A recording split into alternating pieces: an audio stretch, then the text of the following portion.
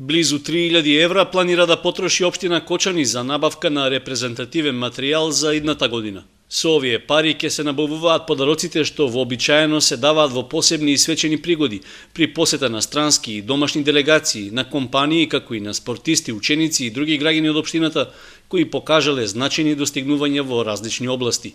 Ваквата практика се применуваше и досега, при што едно од барањата беше на репрезентативниот материјал да се втиснати или отпечатени обележјата што ја карактеризираат општината. Вообичаено тоа се општинскиот грб и знаме или пак оризовите класија, жетврка во традиционална носија и слично.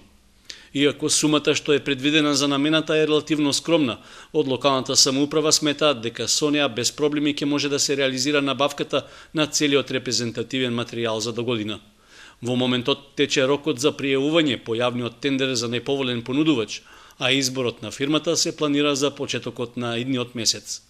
Понудата има важност од 60 денови, а трошоците за набавка на материјалот ќе бидат покриени од буџетот на општината.